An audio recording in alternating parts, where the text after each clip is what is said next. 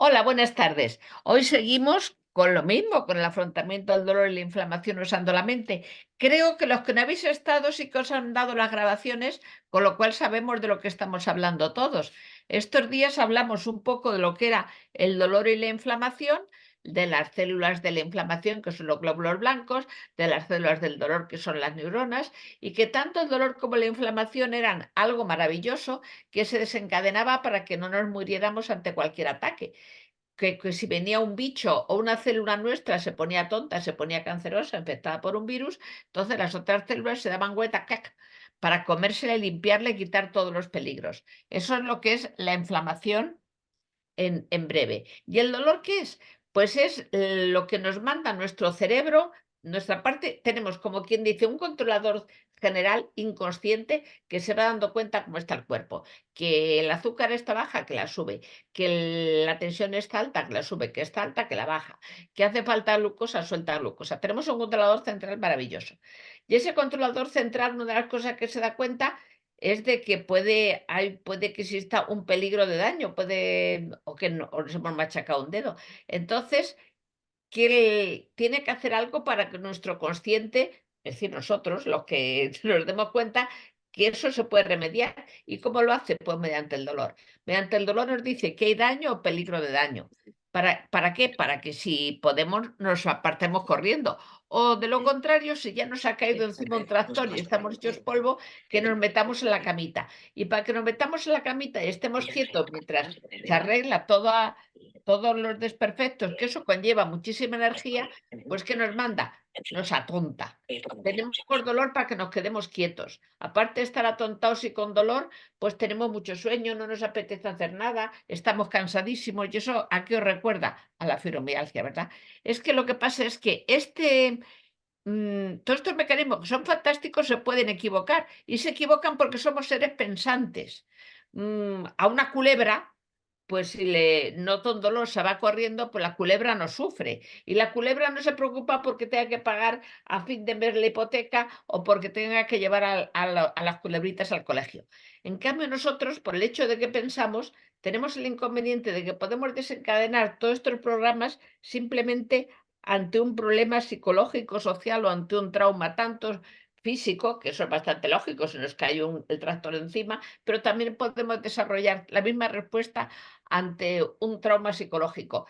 Y también puede que hayamos tenido el traumatismo físico, nos ha caído el tractor, bueno, no es lo más normal que nos caiga eso, pero al mismo tiempo que nos caía el tractor, en ese momento había un amanecer esplendoroso. Eso se ha asociado como un reflejo condicionado y cada vez que vemos el amanecer esplendoroso nos da un dolor de todo el cuerpo.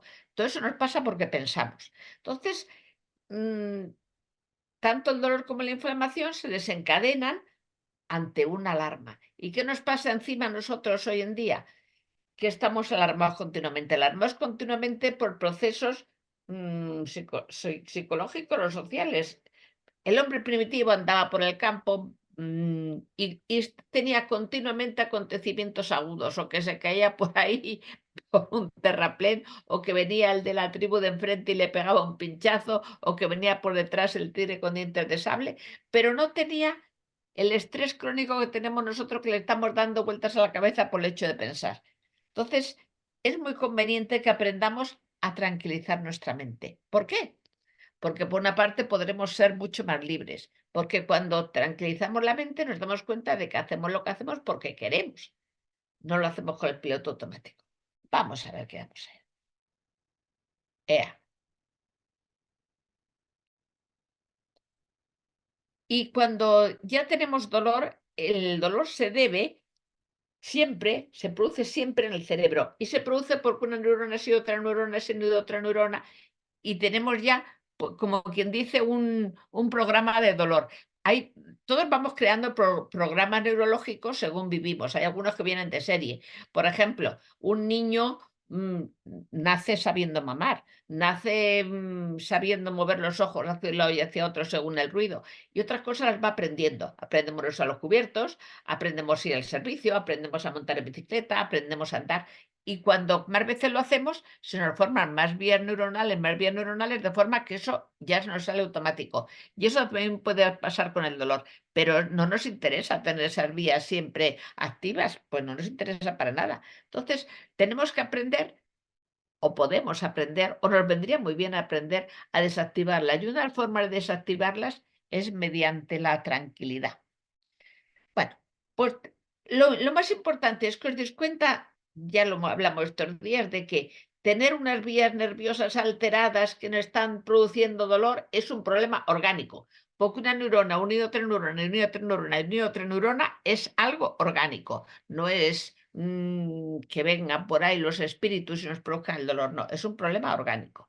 Pero es un problema orgánico que tiene una ventaja, que las vías nerviosas se pueden desaprender. Cuando nosotros aprendimos, quien se lo aprendiera, la Reconquista, pues no la aprendimos, yo me la aprendí, pero ahora se me ha olvidado, o sea, la he desaprendido, porque las vías nerviosas se pueden perder. Y eso es lo que nos conviene, desactivar algunas de las vías que no son buenas. Entonces vamos a aprender, aprendimos el otro día cómo se puede desencadenar el dolor e la inflamación de forma intrínseca, que es por algo que está dentro de nuestro cuerpo, o de forma extrínseca, que es por lo que vemos en el medio. Y hoy vamos a aprender un poquito más de la mente. Nos toca hablar de dos formas de conocer nuestra mente. Por una parte, hacernos conscientes de que hay formas de pensar que incrementan la alarma. Y vamos a hablar un poquito más de la atención plena, que ya os habéis hecho un curso, creo, lo estaréis haciendo, que vais a saber de mindfulness más que nadie. Y hoy vamos a hacer como práctica el tercer ejercicio de atención plena, que es la atención a mi cuerpo en movimiento. Yo siempre digo que es importantísimo saber. Saber es lo más importante que hay. ¿Por qué es importante saber? Porque lo que sabemos es lo que podemos manejar. Mm, Nadie puede aprender a guisar si no, vamos, que no podemos hacer un gazpacho si no sabemos nada. Pues lo mismo pasa con el dolor y la inflamación, que nos conviene saber de ello y también nos conviene saber de nuestra mente para poder manejarlo, porque nos hemos acostumbrado a ser bastante inútiles en cuanto a nuestra salud. Nos han enseñado nada más que hay que ir al médico lo antes posible y tomar medicamentos. Pues no, los antepasados nuestros, y no tan antepasados, sabían coger las hierbas, sabían que había que descansar. En cambio, nosotros estamos malitos y como queremos ir a trabajar, nos quitamos algo para que nos quiten los síntomas y salimos corriendo. Eso es de brutos. No, lo que hay que hacer es atender al cuerpo y saber que hay muchas cosas que podemos hacer por nosotros mismos, empezar a coger las riendas de nuestra vida. Nos han enseñado a que los pensamientos, las emociones y la conducta no tienen nada que ver con la salud. Los médicos no preguntamos cuando una persona viene con angina, ¿qué tal te llevas con el marido? Pues no, no preguntarlo. Pero sin embargo, las infecciones de repetición sí que tienen que ver con el estrés. ¿Por qué no lo preguntamos? Porque los médicos también somos muy brutos. Y recurrimos siempre a medicamentos, a máquinas, a operaciones, y cuanto más máquina, más con más colorines, y cuanto la operación sea más interesante, eso que creemos que nos cura. Porque n- hemos, nos hemos pasado a unas creencias de qué es lo externo a nosotros lo que nos va a curar. Y podemos aferrarnos a otras creencias que sean mucho más convenientes para nosotros. Las creencias nos pueden ayudar a enfermar, nos pueden ayudar a curar. Acordaros del efecto placebo y el efecto nocebo. El efecto placebo nos dan una pastilla de colores, nos dicen que es algo buenísimo y nos sienta muy bien. Y antes se decía: fíjate si estará loco que le he puesto una inyección de suero fisiológico, se le ha quitado el dolor. No, no está loco. Es que él tiene la creencia de que eso le va a quitar el dolor. Y esa creencia es la que ha activado su sistema de analgesia, ha activado su sistema de opiáceos, su sistema cannabinoide. Las dos cosas pueden ayudarnos y además tenemos tantos receptores para el cannabinoides como receptores para los opiáceos. Lo hemos activado. Entonces, la creencia ha activado mi sistema nervioso, en este caso para bien. O el efecto nocebo. Mm, yo cuando trabajaba como médico, si alguien me decía que le tenía muchísimo miedo a una pastilla, procuraba no dársela. O procuraba explicárselo estupendamente que no había más remedio que darle, que yo lo tomaría. Porque cuando tenemos miedo, esa creencia también hace que nos vaya peor, porque nuestras creencias influyen en nuestro sistema nervioso influye sobre nuestra salud. Sí que nos conviene ir a unas creencias que nos sean más útiles, porque nuestra mente y esta creencia, y nuestras creencias, ¿para que nos pueden ayudar? Pues para lidiar con la alarma, para ver cómo lo hacemos y para sanar o para enfermar. Hay unas creencias que son muy importantes. Lo que hablamos el otro día, dolor no es igual a daño. Puede que tengamos daño y no tengamos dolor. Hay cánceres malísimos que no duelen nada. Puede que tengamos muchísimo dolor y no tengamos casi ningún daño. Acordaros cuando nos rajamos con un papel en un dedo, nos duele muchísimo. Y sin embargo, el daño es bastante pequeñito. El dolor lo crea siempre el cerebro, así que cuando digan el dolor viene de vuestra cabeza, decir sí, señor doctor, y de la suya también, porque el dolor se crea en el cerebro. La información de daño, de posible daño, llega al cerebro y el cerebro, para que nosotros cambiemos la conducta, nos produce el dolor, que es el mecanismo del que se vale nuestro inconsciente para hacer que el consciente lleve a cabo una conducta adaptativa. Igual que nuestro inconsciente, cuando se da cuenta que tenemos las células secas, secas, secas, nos manda la sed para que hagamos una conducta, que es bebernos un vaso de agua. Cuando nuestro inconsciente se da cuenta que tenemos las células a punto de congelarse, pues entonces nos manda el frío para que nos abriguemos. Es la forma que tiene nuestra parte inconsciente, que va vigilando cómo está nuestro cuerpo para hacer que llevemos a cabo una conducta que nos va a resultar útil. El dolor se debe a unas redes nerviosas vivas y flexibles, es decir, no se quedan para siempre, cambian continuamente. Igual que se me olvidó la reconquista, se me puede olvidar una red de dolor. Mi cerebro es capaz de desaprender el dolor. Entonces yo no estoy impotente. Eso es muy importante porque lo de sentirse totalmente impotente, no puedo hacer nada, esto es terrible, esto es poneros en modo calimero, hace que nos sea, es una creencia que puede hacer que nos aumente el dolor. Más creencias importantes. ¿Por qué mi cerebro tiene tanta tonta manía de fijarse en todo lo malo? Porque mi cerebro empezó a desarrollarse cuando los monos, nuestros antepasados, vivían por una tierra plagada de depredadores. Fíjate, los monos que vemos en África están saltando por los árboles, pero como vean que viene un bicho raro, saltan más alto. Y nosotros, nuestro tipo de mono, no era de los que saltaban mejor. Entonces, pues estamos siempre horrorizados. En su interés por velar de que yo sobreviviera, o que la especie, mejor, más que la persona, la especie sobreviviera, se especializó en ver más lo malo. Nos resulta mucho más fácil ver lo malo que lo bueno. Y reaccionamos con cierta exageración ante la alarma.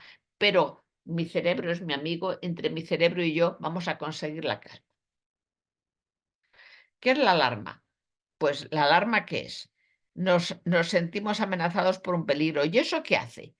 El cuerpo reacciona de forma automática, ¿eh? Antes de que nos hagamos conscientes, nuestro cuerpo ya hace una respiración acelerada con el corazón. Tac, tac, tac, tac, tac, tac. La digestión no para, porque no se trata de hacer la digestión, se trata de salir corriendo. Y al mismo tiempo nuestro controlador central, que se da cuenta de que está pasando eso, pues lo vive como alarma. Eso es un círculo vicioso estupendo, con lo cual no salimos. Estamos cada vez sufriendo más y poniéndonos más nerviosos. Hoy nos toca aprender que hay formas de pensar que incrementan la alarma. Y también vamos a aprender cómo hacer que nuestra mente se vaya volviendo cada vez más semejante a qué, al agua tranquila de un lago. Acordaros que lo decíamos, que podemos pensar como nuestra mente, como si fuese el agua tranquila de un lago. Lo hablábamos con la respiración. Dice, mientras inspiro y expiro, mi mente se va quedando tranquila. Entonces me imagino que cuando empecé a darme cuenta de mi respiración, podía haber mirado desde arriba, como quien dice, desde arriba de mi cerebro, y ver la superficie de mi cerebro como el agua de un lago. Al principio, cuando los pensamientos van y vienen, estoy preocupado, pues es como si... ¿Y qué pasa con bla, bla, bla, bla? Que por una parte no puedo reflejar, solo veo olas y tierra, pero no veo los árboles, no veo las montañas, no veo lo que hay a mi alrededor. Y al mismo tiempo, si me meto a las profundidades, es decir, si intento ver lo que pasa dentro de mi mente, no veo nada tampoco, pues está todo revuelto. Entonces, cuando inspiro y expiro, mi mente se va quedando tranquila. Expirando me doy cuenta de que inspiro y expirando me doy cuenta de que expiro y mi mente se queda tranquila. Y cuando mi mente se queda tranquila, puedo reflejar la realidad de las cosas. Cuando mi mente se pone tranquila, puedo ver lo que hay en mi interior. Y eso es lo que vamos a intentar hacer también. Decimos adiós a las tormentas y vamos a incrementar la calma. Como ves, cuando estamos calmados reflejamos muy bien la verdad de las cosas. Vamos a ver unas formas de pensar que incrementan mucho la alarma y que las tenemos todos. Yo cuando me di cuenta que era catastrofista me dio una pena. Formas de pensar que incrementan la alarma. La focalización en lo malo y el catastrofismo. ¿Qué es la focalización? Que mi vida, por ejemplo, esté centrada en el dolor. Que hablo a todo el mundo de lo mal que me siento y todos conocemos gente que huimos terriblemente cuando les vemos porque hace eso. No salgo, no me relaciono y no me entero de nada de lo que pasa por el mundo. Y igual que cuando enfocamos una linterna en una habitación oscura, si estamos iluminando una pelota, pues la pelota llena todo nuestro espacio mental. Si estamos enfocando siempre el dolor llena todo mi espacio mental y no me deja hacer otra cosa. Me impide vivir. Y no solamente eso, sino que encima aumenta, aumenta, aumenta, aumenta. Y no nos damos cuenta, pero nos puede pasar. ¿Y el catastrofismo qué es? Una forma de pensar basada en unas creencias totalmente irracionales. ¿Cuáles son? Imaginarnos el peor resultado posible sin importar lo improbable de su ocurrencia. Si mi hijo llega tarde por la noche es que le han secuestrado los marcianos. Bueno, lo más normal es que se haya quedado con los amigos. O pensar que la situación es insoportable o imposible o ay, ay, ay, cuando simplemente es incómoda. Llego tarde al trabajo porque ha habido un atasco y esto es lo peor que me puede pasar, esto es horrible, esto es espantoso. Estamos creando la alarma en nuestro cuerpo, cuando pues no puede ser incómodo, molesto, desagradable, pero no es lo peor que me puede ocurrir. Si cuando llego tarde al trabajo me siento igual que si me hubiese caído un rayo en medio del cerebro, no le estoy haciendo ningún bien a mi cuerpo. Estoy poniendo en marcha todas las hormonas del estrés, estoy armando un circo espantoso y no me vale para nada. Vamos a ver la focalización, ya sabemos lo que es. Nos conviene cambiar el foco de atención, porque nosotros vemos aquello en lo que nuestra atención está enfocada. Si hubiese algo aquí con todos los focos, eso es lo que veríamos. Puede ser que viésemos un pollito o puede ser que viésemos nuestro dolor. Entonces, si me estoy dando cuenta continuamente toda mi atención puesta en el dolor y en la enfermedad, ¿qué pasa? Que pierdo el mundo, pierdo la presencia de los otros, pierdo la belleza, pierdo la naturaleza, pierdo el interés por el trabajo, pierdo a mis amistades y dejo de preocuparme de cosas maravillosas como la verdad, la libertad, la justicia, la belleza, la familia, los deportes o el tiempo que hace. Y me voy quedando sin vida, sin vida, sin vida. Y encima el dolor aumenta, aumenta, aumenta, va ocupando cada vez más neuronas, más neuronas, más neuronas. Totalmente insoportable. Eso yo lo he visto mucho en las salas de espera. En las salas de espera la gente presume ver quién está más malo. A mí me duele el bazo, a mí el bazo, el espinazo, tengo la tensión alta y encima tengo un cáncer de orejas. Pues el otro, no, no, no, yo estoy mucho peor porque encima de todo eso que lo tengo, tengo artrosis. Soy el más enfermo, seguro que nadie está peor que yo. Nos vamos focalizando cada vez más en la enfermedad, en el dolor, en la enfermedad y nos estamos haciendo polvo a nosotros mismos. Os voy a enseñar un truco muy facilito. Hoy no me quejaré. Hoy toca que no me queje. Os propongo una cosa más divertida, hacer un diario de quejas. Y vemos en un día normal cuántas veces nos quejamos. Y luego vamos disminuyendo. Y cuando hayamos llegado a la cuarta parte, nos hacemos un regalo. ¿Por qué? Porque cuando nos quejamos, nos volvemos a fijar en nuestros males. Damos vueltas sobre el sufrimiento. Y encima hay algo muy importante, los otros están de nosotros hasta las orejas. Al principio, cuando nos quejamos, tenemos la costumbre, porque cuando éramos niños, cuando llorábamos, nos hacía caso nuestra mamá, pues no sabíamos expresarnos de otra forma, pero ahora sabemos expresarnos de muchas formas diferentes que llorar. Entonces, pues nos conviene aumentar nuestras capacidades de comunicación. Y una de ellas es no quejarnos. Y luego cambiar el foco de atención. Esto digo con premeditación y alevosía. Por ejemplo, no podemos poner un horario de cambiar el foco de atención. No hace falta que sea mucho. De 7 a 7 y cuarto de la tarde. voy a pensar no solo en mí, sino cómo está la situación del mundo. Entonces, ¿por qué no es peor? Y entonces, lo vamos a aprender con la meditación de la compasión. Con la meditación de la compasión nos daremos cuenta de que el mundo está mal, pero que mi mayor deseo es que mejore. Eso es importante. Mi mayor deseo es que el mundo vaya mejor y otras cosas, y en las cosas buenas. Me fijo en mis amistades, me fijo en mi familia, me fijo en todo lo bueno que hay a mi alrededor, me fijo en la naturaleza, me fijo en la belleza y por lo menos salgo de mí misma. Hay un método un poco raro, pero yo lo he utilizado para quitar el dolor, que es cambiar la atención a una tarea difícil. Una vez que tenía un dolor de oídos terrible y que estaba en casa de una amiga y que no tenía nada y que no podía levantarme a hacer nada, pues me puse a hacer raíces cuadradas. Se me quitó el dolor porque puse tanta atención en la tonta raíz cuadrada que, teniendo en cuenta que nuestro cerebro, gracias a Dios, está limitado. Entonces, si ponemos mucho interés en otra cosa, nos olvidamos. Con la tontería de las raíces cuadradas, a mí se me quitó el dolor de orejas no de oído. ¿Y el catastrofismo qué es? Ya lo hemos visto. Creer que lo peor, lo más malo es lo que va a ocurrir independientemente que sea improbable. Pensar que lo malo que nos ocurre es lo peor que nos puede pasar. Cuando yo me di cuenta que era catastrofista, porque tenía la costumbre de cuando me pasaba algo pensar esto es lo más horrible que me puede pasar, cuando eran cosas totalmente idiotas. O que he llegado tarde, es que a mí lo de llegar tarde me molesta mucho.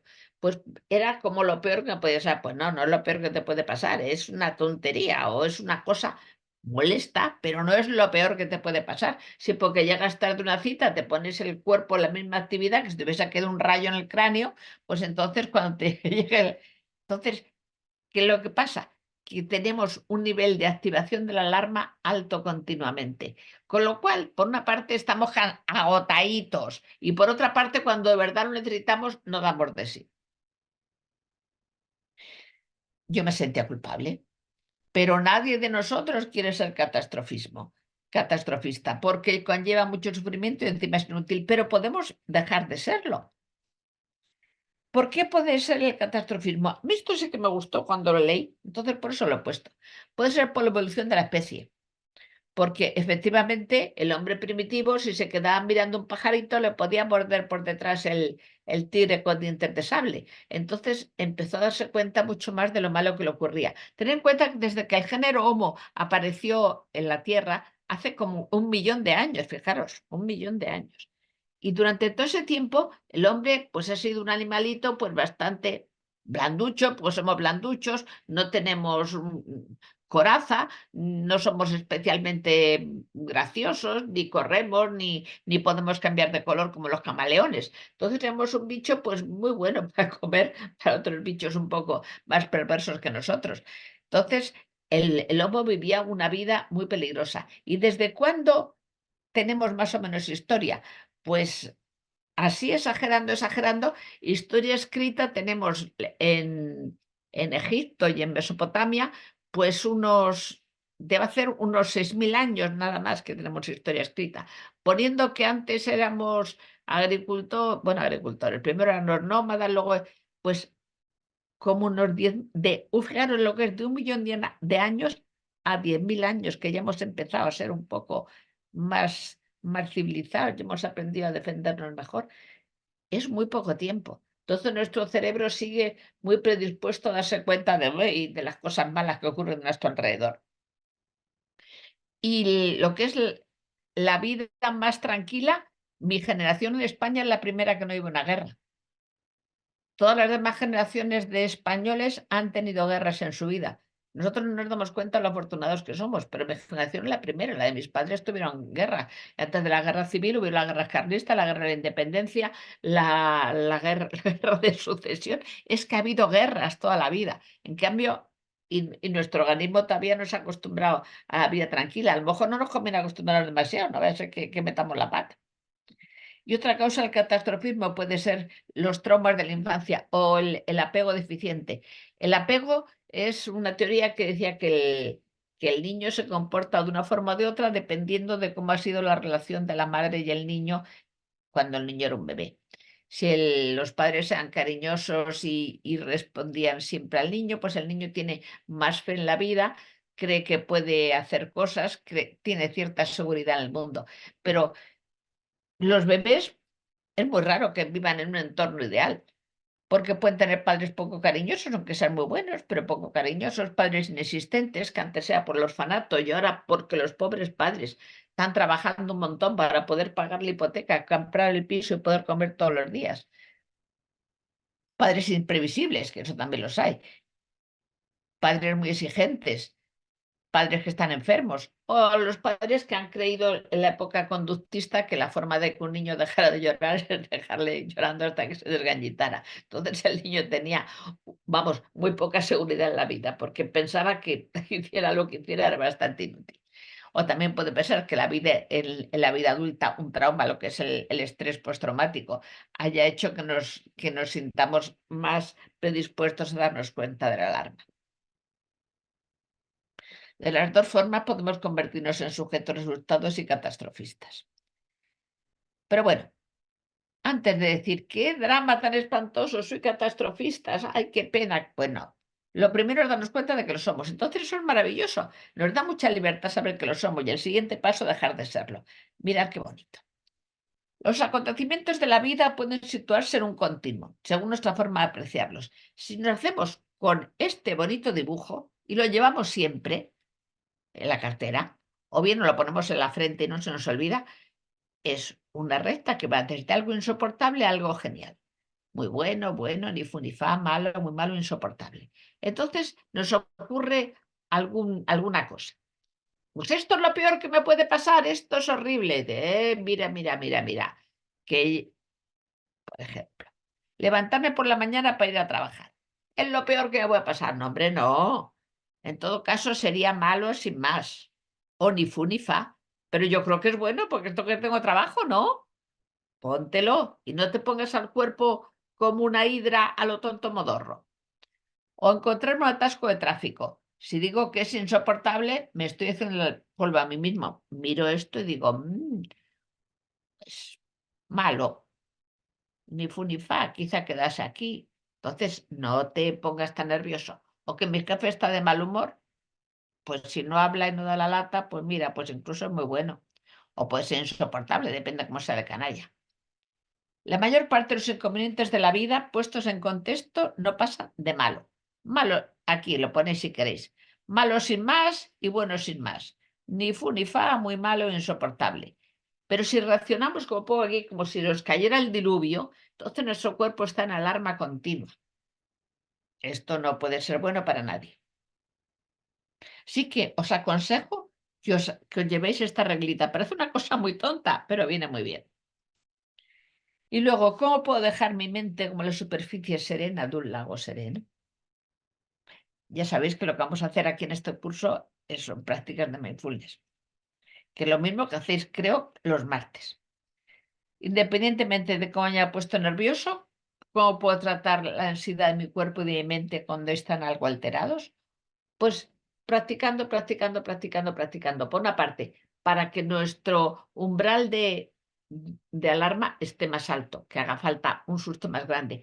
Porque cuando meditamos o cuando acostumbramos a nuestra mente a meditar, la parte de adelante, nuestra corteza prefrontal se hace más fuerte. El alarma viene de la amígdala. La amígdala es un núcleo cerebral que está en el cerebro medio. ¿Os acordáis de lo que decíamos del cerebro representado en la palma de la mano?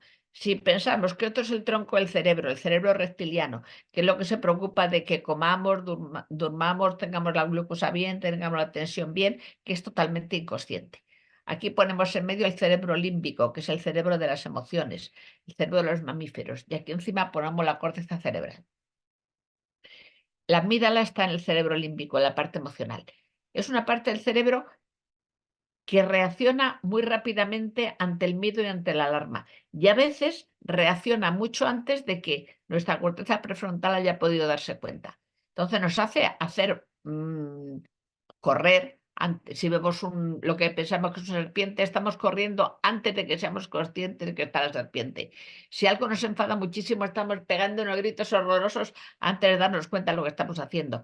Pero ¿qué pasa con la meditación? Que esta parte de la corteza prefrontal aumenta, sí que se ha visto que aumenta y entonces crea unas vías que va a la amígdala de forma que la puede tranquilizar y hacer que la alarma vaya disminuyendo. El Damasio, ya sabéis quién era, Antonio Damasio, es un neurólogo portugués que trabaja en Estados Unidos y habla de una señora que había tenido derrames en la amígdala, de forma que la amígdala se había calcificado y es como si tuviese amígdala. Era incapaz de sentir miedo. Pues, si no tuviéramos amígdala no tendríamos miedo, lo cual vi pues tampoco es muy práctico porque, puede que nos pase algo si no tenemos nada de miedo. Esa señora había sobrevivido, pues, porque, aunque no sentía la emoción de miedo, sabía que algo podía ser peligroso porque reaccionaba, pero no sabía la sensación de miedo. Es más, cuando le enseñaban fotografías de gente con cara de pánico, no sabía reconocer eso, no sabía lo que era. Es una cosa preciosa. Nuestro cerebro es algo maravilloso, para lo bueno y para lo malo. Y lo que sí es cierto es que cuando vamos fortaleciendo la parte de adelante de nuestro cerebro, la corteza prefrontal, esa puede tranquilizar la amígdala. Por eso nos vale para mucho la meditación. Construir una mente tranquila es algo maravilloso, porque se considera que una persona sana es la que sabe mantener el ánimo estable aun en presencia de dificultades. Toda la vida vamos a tener dificultades. Entonces, la persona que sabe mantener el ánimo estable, eso es lo que es una persona sana. Porque la persona que cuando le ocurre algo llora, grita, salta por ahí, arma follones espantosos. No, tenemos que saber mantener el ánimo. Por nosotros. También los demás les tenemos más tranquilos, pero por nosotros, porque sufriremos menos. Acordaros que es la iluminación de Buda. Buda, mm, bueno, supongo sabréis un poquito la vida de Buda. La contaremos el día que hablemos de la meditación de la compasión. Pues Buda hizo muchas cosas intentando encontrar la tranquilidad espiritual. Y un día se quedó debajo de una higuera y se iluminó. ¿Y qué fue la iluminación de Buda? Simplemente darse cuenta de que el sufrimiento existe, pero sin embargo se puede combatir. ¿Y cómo se puede combatir? Mediante la mente. Puede curarse con la mente, porque si yo consigo tener a mi mente tranquila, pase lo que pase, entonces no sufro. Las cosas ocurrirán. ¿Y os acordáis que dijimos el otro día que en el dolor hay dos partes? En el cerebro, una parte que es la que nos indica dónde está la situación del dolor, la profundidad, cómo es, y otra parte del cerebro que nos da cuenta es del sufrimiento, es la parte emocional. Entonces, podemos quitar la parte emocional del sufrimiento, saber que está ahí, pero que no nos haga sufrir. Son dos cosas distintas. Ahora está de moda la meditación. Se ha puesto de moda y parece que podemos hacer mindfulness hasta para quitarnos las hemorroides. No dudo que no sé si será útil, pero para lo que es útil es para mantener nuestra mente tranquila y para conocer bien nuestra mente. La meditación no es nada esotérico, es simplemente volver la mirada para adentro y darnos cuenta de lo que está ocurriendo dentro de nosotros.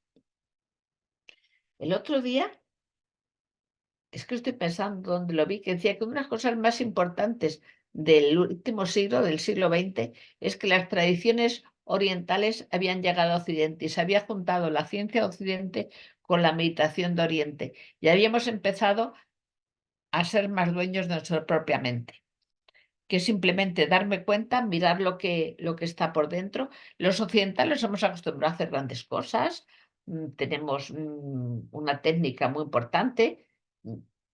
Quien sepa hacerla, porque yo el teléfono móvil sé usarlo, pero que me digan cómo va por dentro, no tengo ni pajolera idea. Pero tenemos una técnica muy avanzada. En cambio, la gente de Oriente se ha dedicado a meterse dentro de su mente. En Occidente también hay gente que se mete dentro de su mente, pero eso se ha quedado limitado a las órdenes religiosas, que son la vida contemplativa.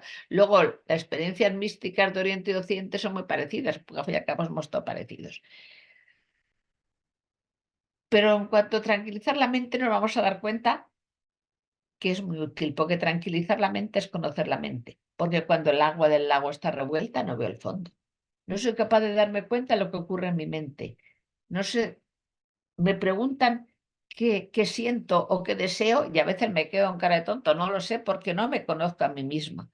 Y al mismo tiempo tampoco veo la realidad de las cosas, la veo teñida del color de mis pensamientos. No hay más que ver que la gente, hay gente que aquí en España o somos muy de izquierda o somos muy de derechas.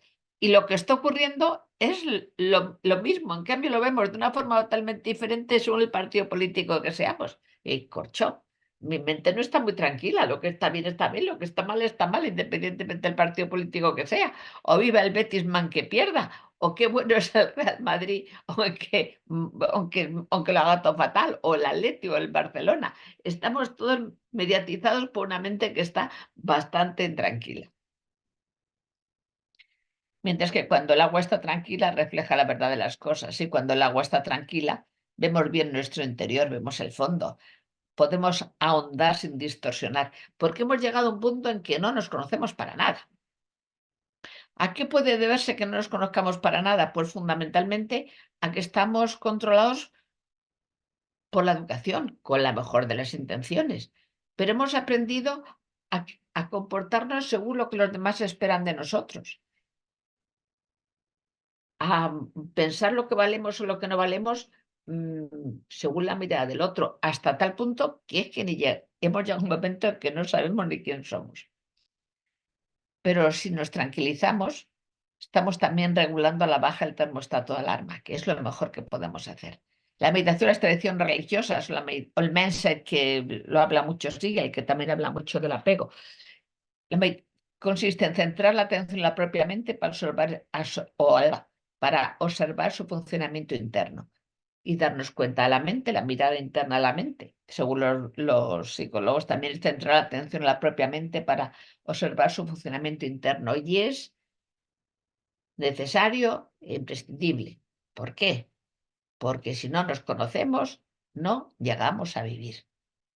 No solamente para el dolor, sino para todo. Puede ser por una tradición religiosa, puede ser por una afirmación psicológica. Pero ¿qué pasa si conozco mi mente? Que me libro del piloto automático, vivo de verdad, soy libre, vivo aquí y ahora. Yo creo que vale la pena un montón. Si conozco mi mente, cuando estoy tranquilo, sé que estoy tranquilo y además sé por qué lo estoy. Es decir, si me estoy fijando con plena atención en mi mente, cuando estoy tranquilo, sé que estoy tranquilo. Cuando sufro, sé que sufro. Y a lo mejor incluso llego a saber cuál es la razón por la que sufro. Cuando tengo asco, sé que tengo asco. Cuando estoy absorto, sé que estoy absorto. Cuando tengo miedo, sé que tengo miedo. Y a lo mejor con un poco de suerte sé a qué se debe. Cuando estoy entusiasmado, sé que estoy viviendo mi entusiasmo. Y entonces puedo ser dueño de mi vida. Siempre si conozco mis verdaderos sentimientos, estoy triste, estoy alegre, estoy decaído, estoy hecho una pena. ¿Y por qué estoy triste? ¿Por qué estoy triste? Pues porque necesito compañía, o necesito belleza, o necesito verdad, o necesito justicia. Repasa, repasa, bonito.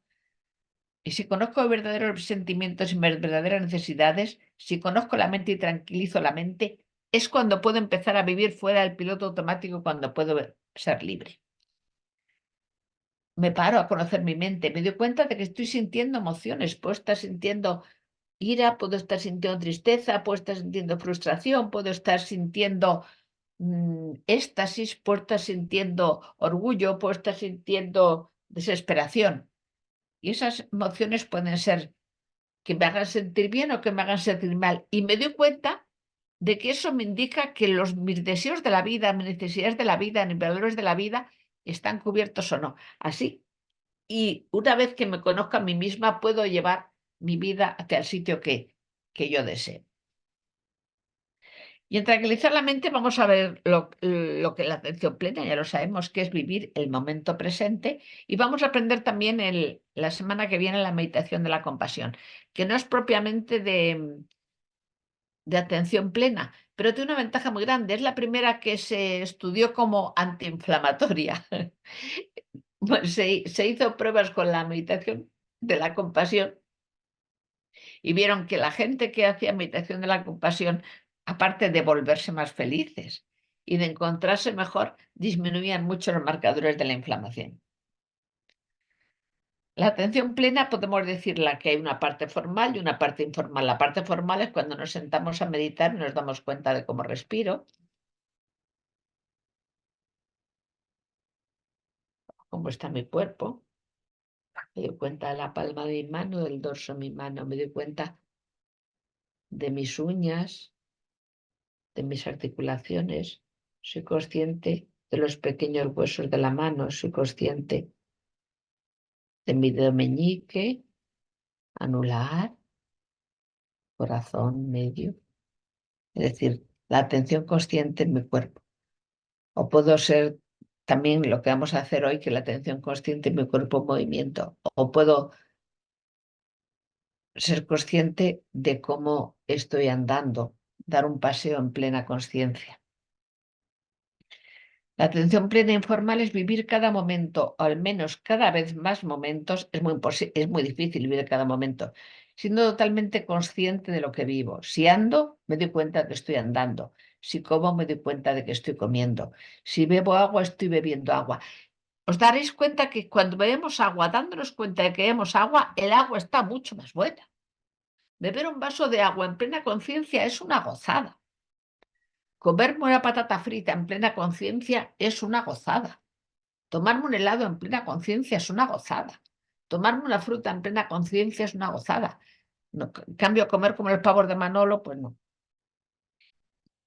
Si me lavo los dientes, toda mi atención en esa tarea, en la que sea. Si en cada momento de nuestra vida estamos presentes, somos más libres. Porque me doy cuenta que he salido a la calle porque quiero. No he salido a la calle porque salgo a la calle todos los días. Muchas veces queremos cambiar el mundo. Para cambiar el mundo tenemos que conocernos a nosotros mismos. De forma que la tarea más revolucionaria que podemos emprender es conocernos a nosotros mismos. Y aquí está. Empieza la revolución caminando en plena conciencia de que sales de tu casa hasta que llegas al portal. Nada más.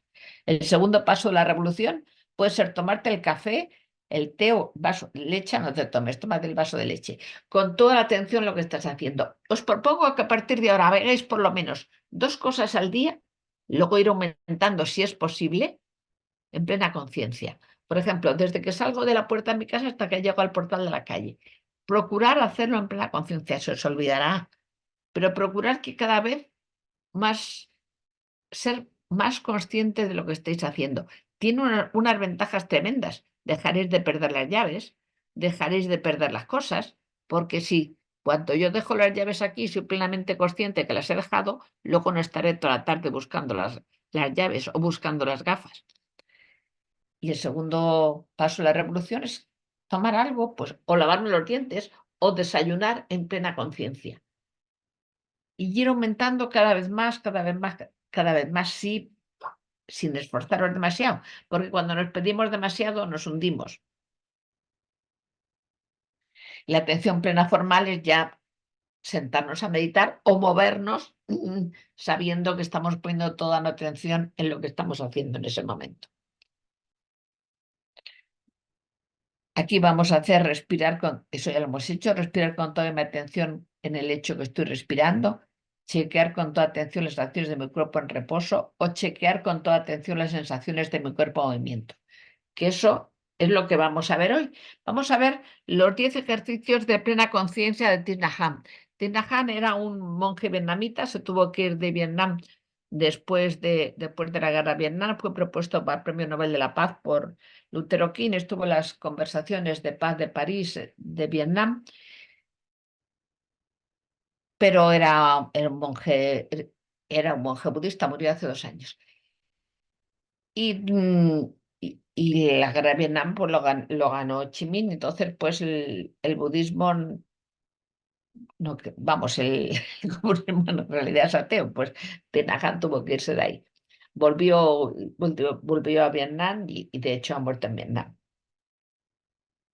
Yo estuve en el convento de Thich Nhat Hanh en Burdeos y por las mañanas hacían estos ejercicios y Thich Nhat Hanh, yo cuando le vi ya era viejísima, tenía 80 y tantos años, pues se movía como un rey. Estos movimientos que vamos a aprender son movimientos de Qigong. El Qigong es la gimnasia la gimnasia china, que lo que intenta es mover toda la energía por todos los canales del cuerpo. La medicina china lo que opina es que tenemos una energía que circula por todo el cuerpo, pasando por unos canales internos y unos canales externos, que cuando se bloquean esos canales es cuando se produce la enfermedad. Entonces, los ejercicios de Qigong lo que pretenden es mover la energía por todo el cuerpo. El Qigong, nosotros en la medicina occidental no sabemos cómo funciona. Y en la medicina china, pues tienen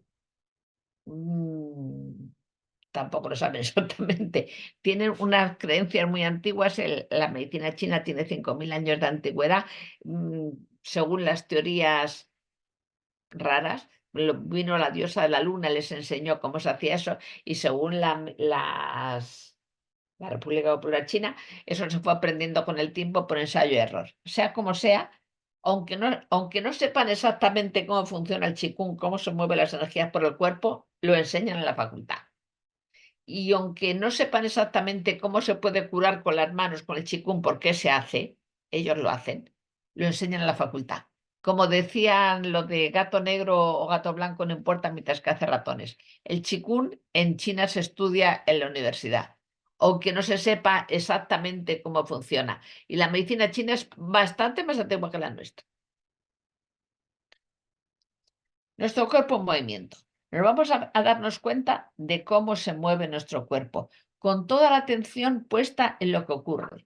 Vamos a aprender 10 movimientos, que son los 10 movimientos que hacen los seguidores de Thich Nhat por Thich Nhat Hanh, por la mañana. ¿Vale? Los 10 ejercicios vamos a hacerlos despacio, siguiendo el ritmo de la inspiración y la expiración.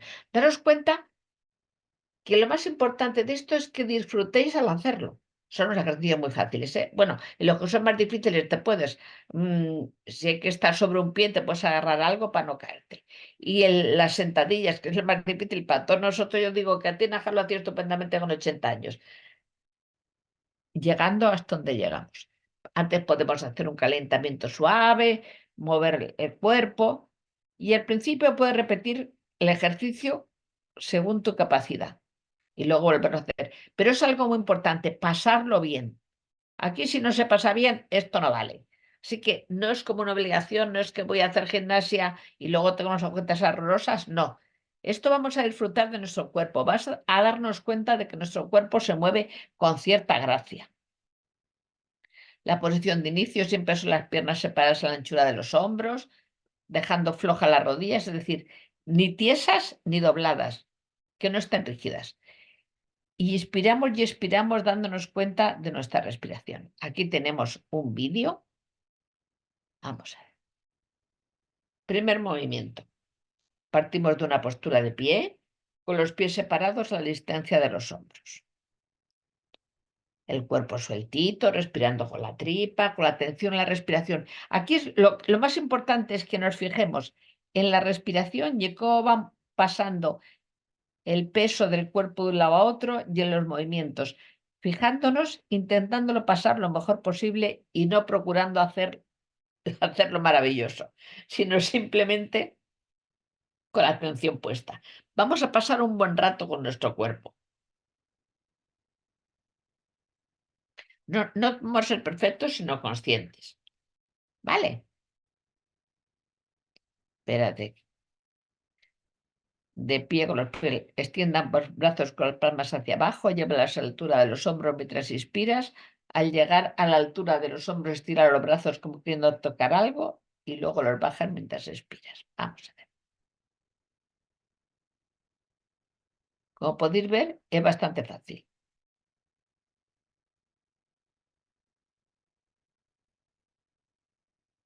Este es el segundo movimiento ya.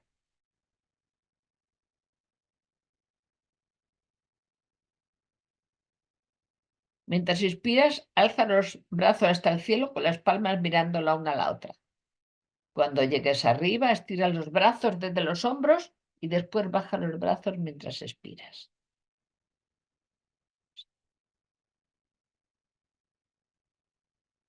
¡Eh!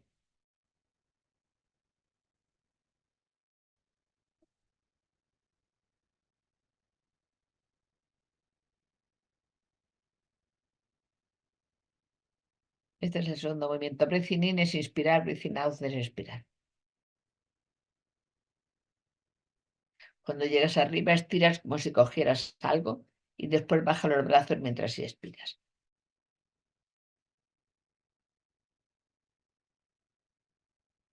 Vamos a pasar ya al tercer movimiento, que es el loto que se abre.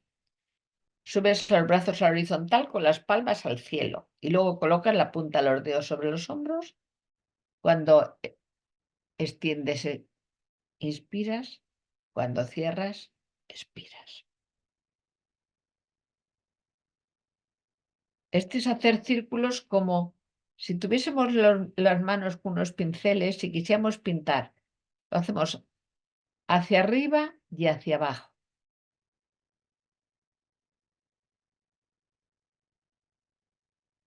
poniendo siempre toda la atención en nuestra respiración y en los movimientos.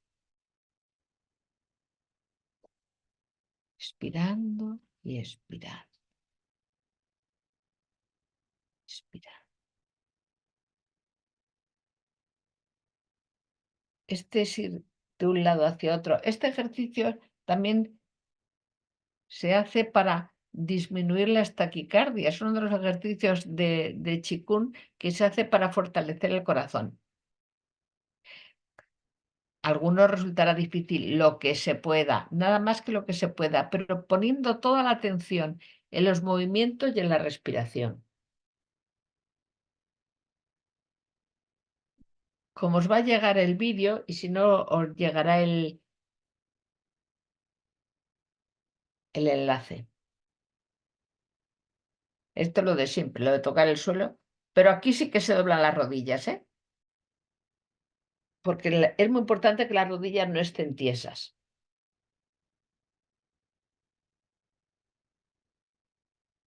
Y con el cuerpo suelto y las rodillas algo flexionadas. Esto es las sentadillas, pero dar cuenta de que es unas sentadillas algo distintas a las que hacemos en el gimnasio. En el gimnasio doblamos el tronco para adelante. Aquí procuramos hacerlas con la espalda recta, pero no vale, no hace falta hacerlas de esta forma tan bonita, no. Esto es simplemente lo que pueda cada uno. Yo este ejercicio tengo un mal equilibrio, entonces me tengo que agarrar a una silla o apoyarme en la pared, si no me caigo. Lo importante es que lo hagáis con la respiración y dándos cuenta de lo que hacéis. No hace falta que sea un movimiento maravilloso. Movimiento maravilloso sí, porque se trata de disfrutar, pero no un movimiento morfológicamente precioso. Un movimiento maravilloso que os sentéis bien mientras lo hacéis, pero nada de maravilla. Lo importante es que estéis en plena conciencia, dándoos cuenta de lo que hacéis. Eso es lo más importante de todo.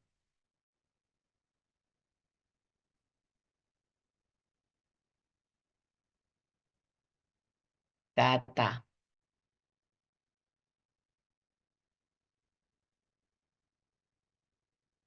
de dar vueltas con el para adelante y para atrás.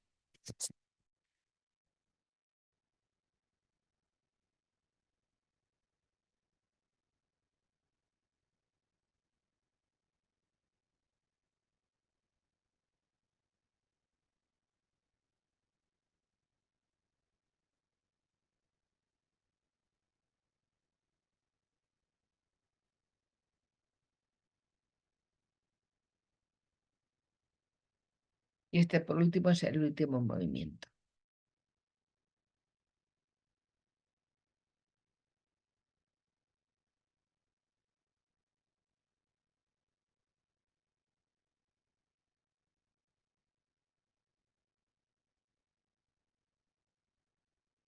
Si es posible, os conviene practicar todos los días. Son muy fáciles, ¿eh? Lo importante es fijarnos en cómo se mueve el cuerpo. Puedes empezar con 3 ejercicios al día y los vas añadiendo poco a poco. Date quieta, gata. Perdón.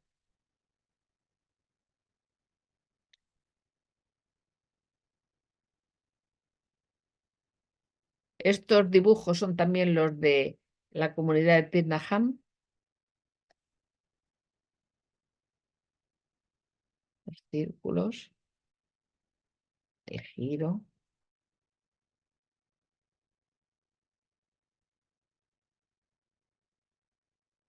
Es importante que la espalda esté derecha y cada uno según su capacidad. ¡Ay, Dios mío!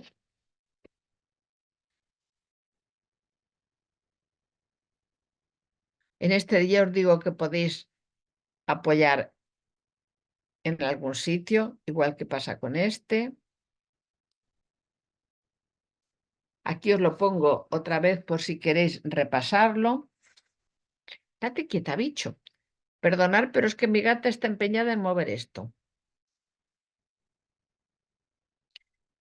Cuando inspiro, sigo mi inspiración. Acordaros de esto. Cuando expiro, sigo mi expiración. Cuando inspiro, soy consciente de mi cuerpo.